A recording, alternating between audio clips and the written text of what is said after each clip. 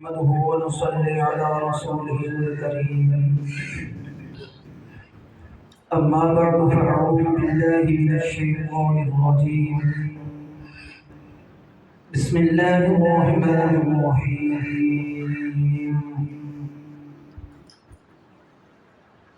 يا أيها الذين آمنوا اجتنبوا كثيرا من الظن إن بعض الظن إثم ولا تجسسوا ولا يغتب بعضكم بعضا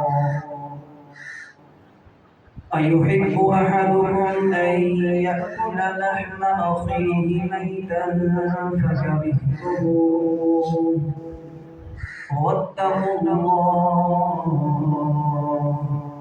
إن الله تواب رحيم.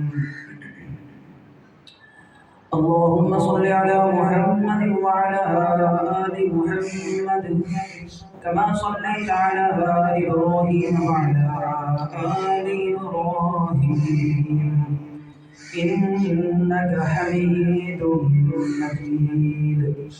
اللهم بارك على محمد وعلى آل محمد كما باركت على إبراهيم وعلى آل إبراهيم إنك حميد مجيد.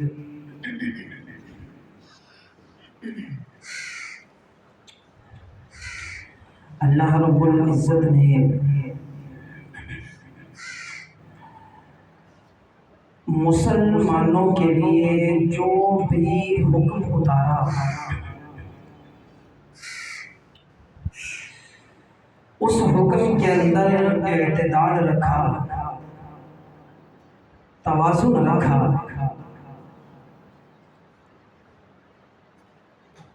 تاکہ کسی کے اوپر بوجھ بھی نہ بنے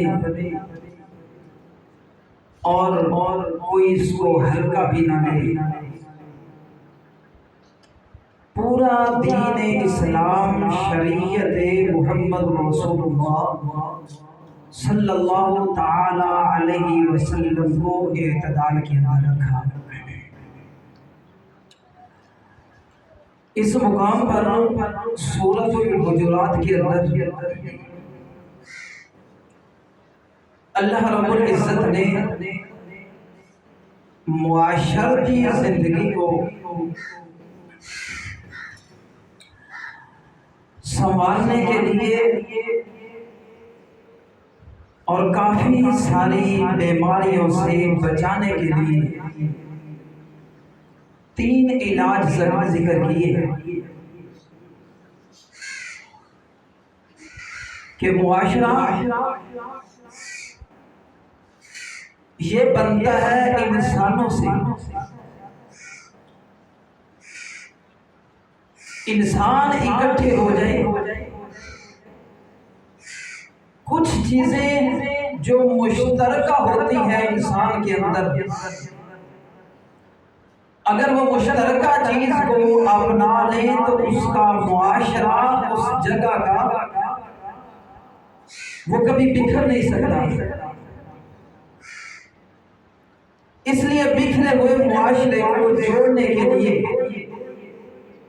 3 قسم کے مرض کا علاج کرنا پڑے گا۔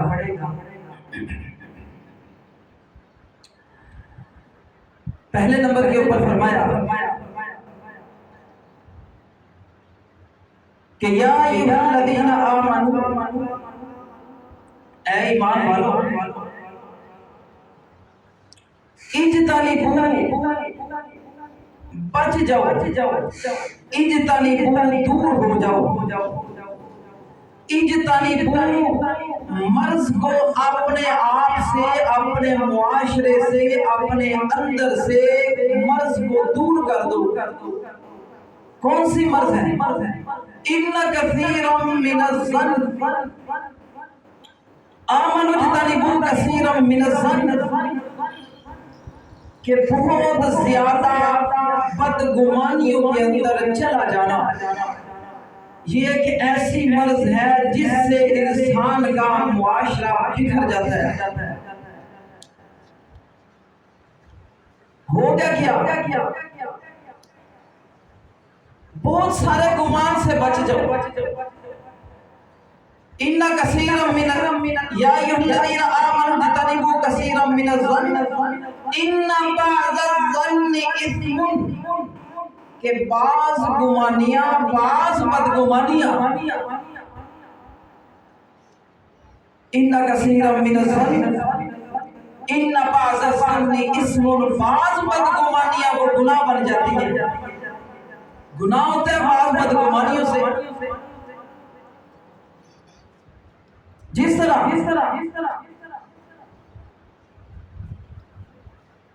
کہ ایک آدمی اگر بیٹھا مسجد کے اندر تلاوت کر رہا ہے قرآن مقدس کی، وہ تلاوت کرتا رونے لگ گیا، دیکھنے والوں کے ذہن کے اندر گمان آیا کہ یہ آدمی اپنے دکھلاوے کے لیے رو رہا ہے، ریاکاری کے لیے رو رہا ہے،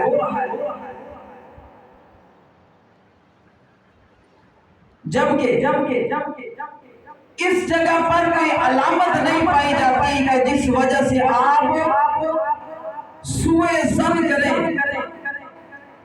گندا گمان رکھیں، برا گمان رکھیں۔ کوئی دلیل نہیں ہے، کوئی علامت نہیں ہے۔ ہو سکتا ہے وہ خشیت الہی کی وجہ سے رو رہا ہو سکتا ہے وہ تلاوت کرتا ایسے مقام پر پہنچ چکا ہو کہ وہ تلاوت کرتا اللہ کے ڈر اور خوف سے وہ رونے لگ گیا ہو سکتا ہے اللہ کے رسول کی محبت کا تذکرہ اس جگہ پر ایسا ہو تو پڑھتا محبت کے اندر آ کر وہ رونے لگ گیا ہو۔ ایسا بھی ہو سکتا ہے۔ ان کثیرا من الظن ان بعض الظن اثم، بعض گمان آپ کے جو ہے وہ گناہ بھی ہو سکتے ہیں۔ اور کسی جگہ پر علامت ہوتی ہے گمان کرنے کی، جیسے کہ ایک آدمی وہ شراب نہیں پیتا لیکن روزانہ شراب خانے کے اندر جا بھی رہا ہے اور ادھر سے آ بھی رہا ہے۔ گمان کرنے والے نے تو گمان کرنا ہے کہ یہ آدمی اگر شراب خانے سے باہر آ رہا ہے، ہو سکتا ہے یہ شراب پی کر آیا ہو۔ یہاں سوء ظن پیدا ہوتا ہے، بدگمانی ذہن کے اندر آتی ہے۔ اس جگہ پر اس آدمی کو چاہیے کہ ایسے مقامات پر جانے سے اجتناب کرے۔ اجتنبوا کثیرا من الظن ان کثیرا من الظن اثم، بعض گمان، سارے گمان نہیں، کسی جگہ پر گمان اچھے ہوتے ہیں، کرنے پڑتے ہیں، کسی جگہ پر گمان برے ہوتے ہیں۔ اس لیے سب گمانوں کو منع نہیں فرمایا بلکہ فرمایا کثیرا من الظن، زیادہ گمان کرنے سے پرہیز کرو۔ ان بعض الظن اثم، اس کے اندر کچھ گمان جو وہ آپ کے گناہ ہوتے ہیں، اس لیے فرمایا آمنوا اجتنبوا، او ایماندارو اجتناب کرو زیادہ گمان کرنے سے۔ اس کے اندر بھی اعتدال رکھیں کہ گمان کر سکتے ہیں مگر اتنے زیادہ گمان نہ کریں کہ آپ کا گمان جو ہے وہ گناہ بن جائے۔ اگر بدگمانی پر مکمل طور پر پابندی لگائی جاتی تو بھی نقصان ہوتا۔ نقصان یہ ہوتا ہے کہ دفاع آدمی صحیح طریقے سے نہیں کر سکتا، کسی کی نگرانی صحیح طریقے سے آدمی نہیں کر سکتا، کسی آدمی کی اصلاح اچھے طریقے سے نہیں کر سکتا۔ اور اگر اس کو مطلقاً اجازت دے جاتی تو اس کا بھی نقصان ہوتا، فساد برپا ہو جاتا، قتل و غارت عام ہو جاتی، لڑائی جھگڑے کے اندر عروج آ جاتا، اس لیے بعض گمانوں کے اوپر پابندیاں لگائی اور بعض گمان کی اجازت دے دی گئی۔ اس لیے فرمایا اجتنبوا کثیرا من الظن، او ایماندارو زیادہ گمان کرنے سے پرہیز کرو۔ ان بعض الظن اسم، تمہارے کچھ گمان جو ہے وہ گناہ ہو سکتے ہیں، گناہ بھی ہے۔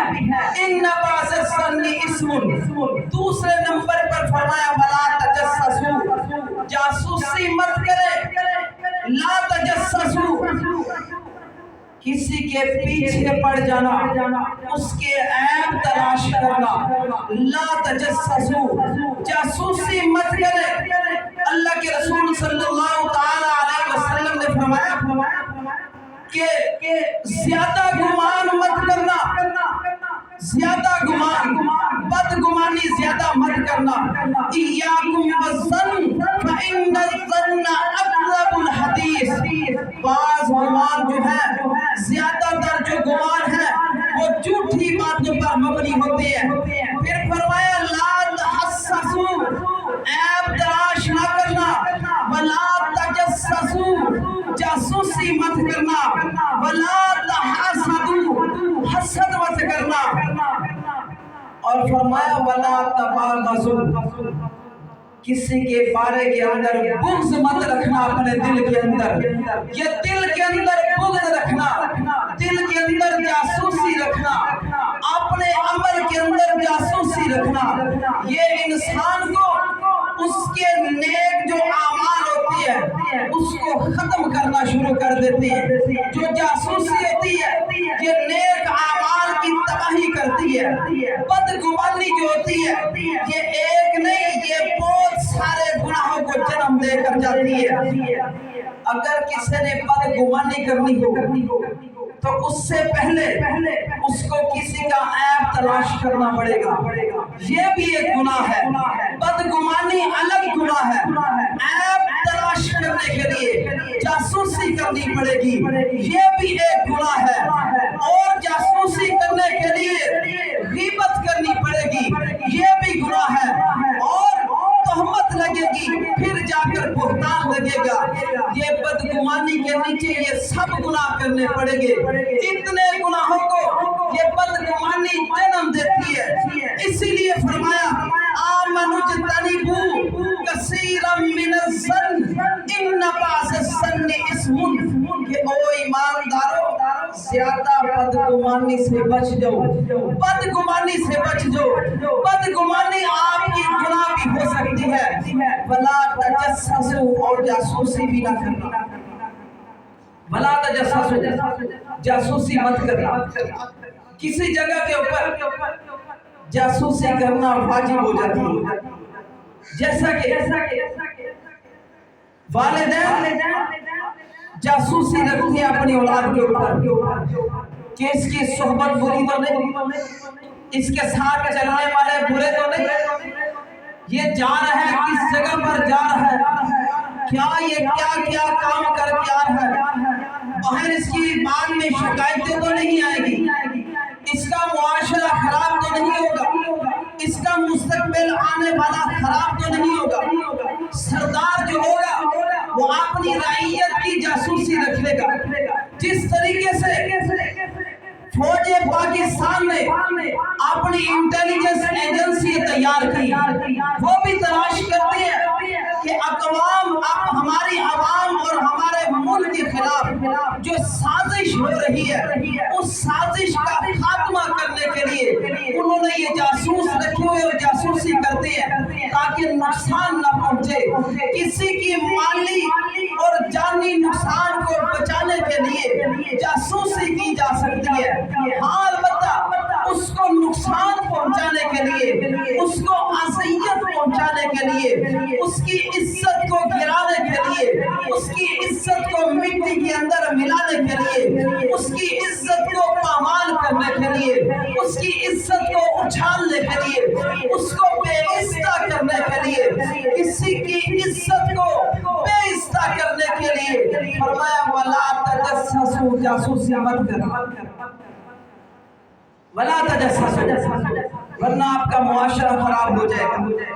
ला तजस्ससु, और तीसरे नंबर पर फरमाया वला यग़्तब बाज़ुकुम बाज़ा, ला यग़्तब बाज़ुकुम बाज़ा, कि आप लोग एक दूसरे की ग़ीबत ना करो, एक दूसरे के ऐब तलाश ना करना, एक दूसरे के पीछे लगकर उसकी टो लगाकर कि वो करता क्या है, जा कहाँ है, आया कहाँ से है, वो करता क्या है, कर क्या रहा है, खा क्या रहा है, जा क्या रहा है, ये इस तरीके से ला यग़्तब बाज़ुकुम बाज़ा, उसकी टो लगाकर उसकी जासूसी करके फिर वो जब उस महफिल के अंदर मौजूद ना होगा, उसकी गैर मौजूदगी के अंदर ला यग़्तब बाज़ुकुम बाज़ा, उसके ऐब को बयान करना, उसकी कमियों को बयान करना, उसकी कमजोरियों को बयान करना, और उसके बुरे आमाल और अफ़आल को बयान कर देना, उसकी इज्जत को पामाल कर देना, और उसकी इज्जत के पल्ले कुछ भी ना छोड़ना। ला यग़्तब बाज़ुकुम बाज़ा, इस चीज से भी मना फरमाया कि ग़ीबत नहीं करनी। अगर आप बदगुमानी करेंगे किसी के बारे के अंदर तो समझ लीजिएगा आपका मुआशरा खराब होना शुरू हो गया। अगर आप किसी की जासूसी करेंगे ताकि उसकी इज्जत खराब हो जाए तो समझ लीजिए कि आपका मुआशरा कभी ठीक नहीं हो सकता।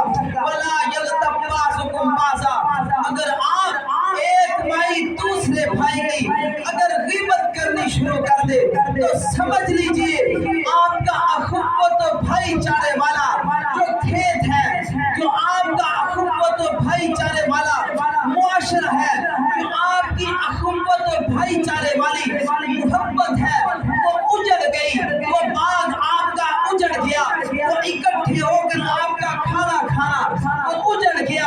आप कभी भी एक प्लेटफॉर्म के ऊपर किसी के मुखालफत करने के लिए इकट्ठे नहीं हो सकते। जब आप इकट्ठे नहीं हो सकते तो फिर आप किसी दुश्मन की कभी भी उसका मुकाबला आप लोग नहीं कर सकते। किसी का मुकाबला कर लो तो ये तीन मर्ज़ें अपने अंदर से दूर करनी पड़ेगी।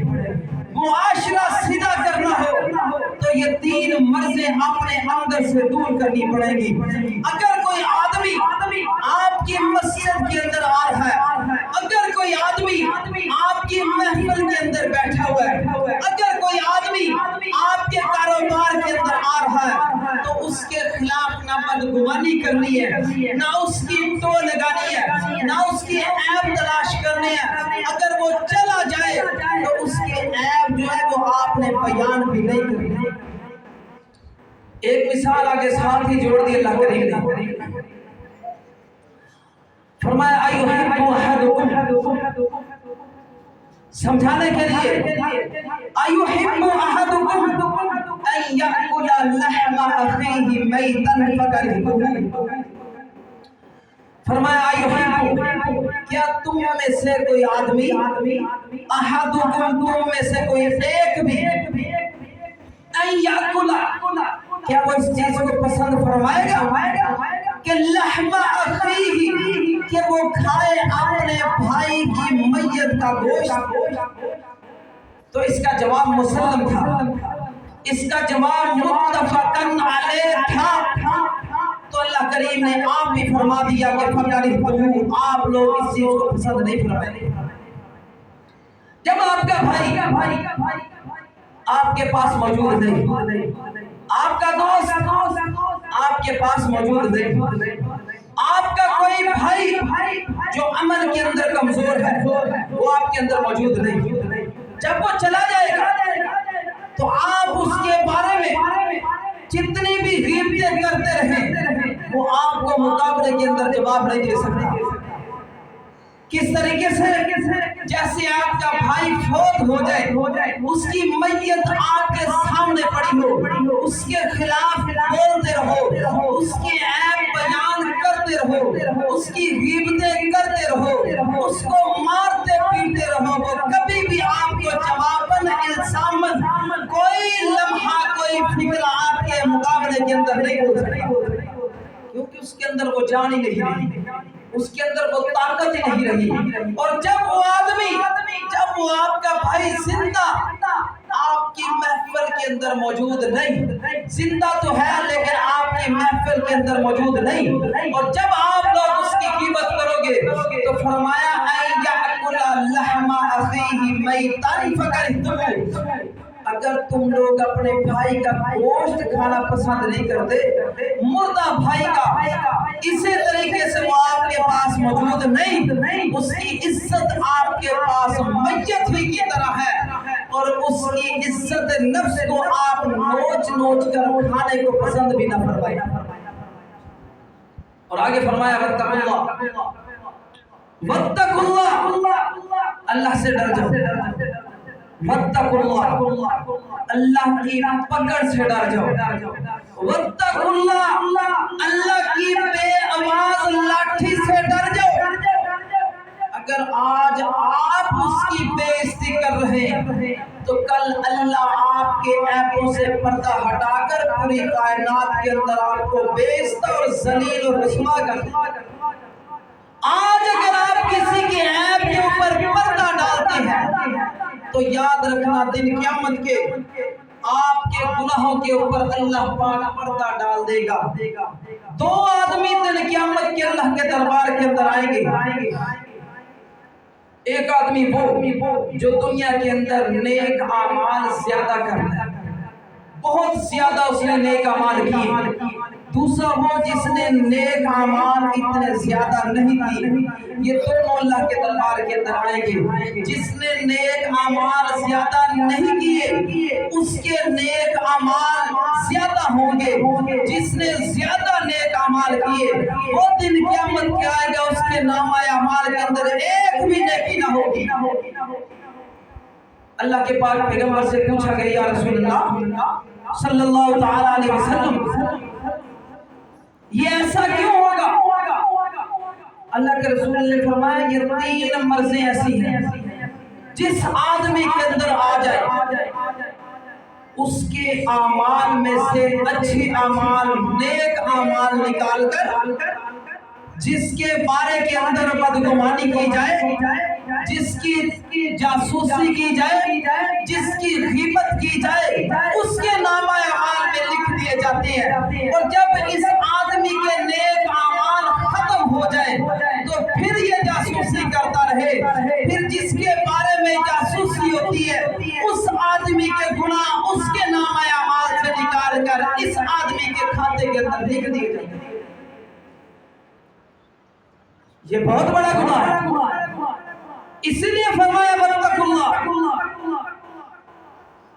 روزے کا حکم دیا فرمایا اتقوا اللہ، حج کا حکم دیا فرمایا اتقوا اللہ، نماز کا حکم دیا فرمایا اتقوا اللہ، اور جس وقت معاشرے کو سدھارنے کا وقت آیا پھر بھی فرمایا اتقوا اللہ، اللہ کی پکڑ سے ڈر جاؤ۔